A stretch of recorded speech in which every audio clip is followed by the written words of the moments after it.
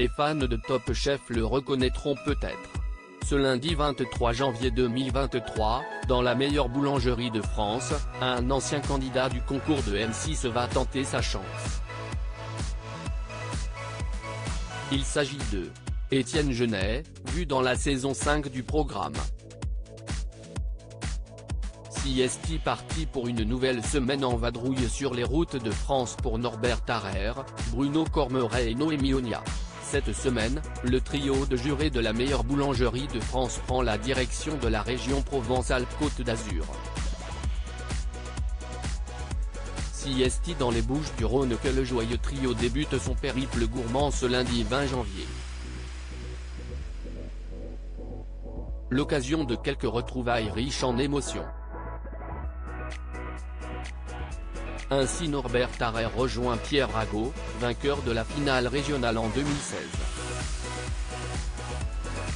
Tous deux vont lancer aux artisans en lice ce jour un défi autour de la praline rose.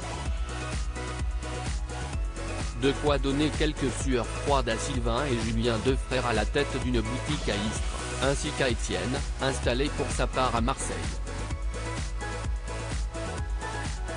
Et si vous êtes un fidèle téléspectateur de la chaîne, vous l'avez sans doute déjà vu quelque part.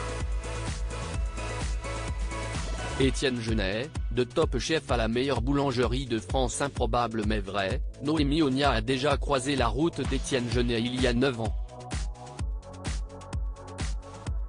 Et pour cause, celui a participé à la saison 5 de Top Chef en 2014. Remporté par la jeune femme. Malheureusement, le Marseillais avait été éliminé dès le premier épisode.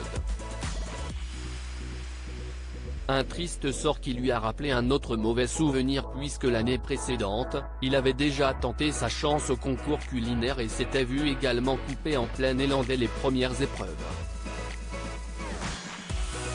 Depuis, le jeune homme a bien rebondi puisqu'il a ouvert en novembre 2015 Maison Genet, son restaurant à Marseille avec son épouse Manon.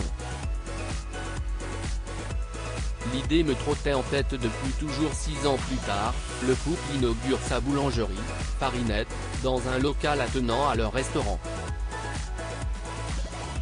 L'idée me trottait en tête depuis toujours. Les locaux de Maison Genet abritaient autrefois une boulangerie et le pain est une chose qui m'a toujours plu. Le levain, si y est-il quelque chose de mystérieux si on y réfléchit bien. Confiait-il à l'époque au blog marseillais Le Grand Pastis. Si l'on longtemps cherché l'endroit qui abriterait cette nouvelle activité, Étienne et Manon ont finalement bénéficié d'un heureux hasard quand les voisins de leur restaurant ont décidé de céder leur bijouterie. Avant même de publier une annonce, ils sont venus nous parler et on s'est dit que c'était le moment ou jamais, expliquait la jeune femme. À lire aussi Tu prends 10 kilos, Norbert Tarrer en galère, son Jean craque au mauvais endroit en plein tournage de la meilleure boulangerie de France.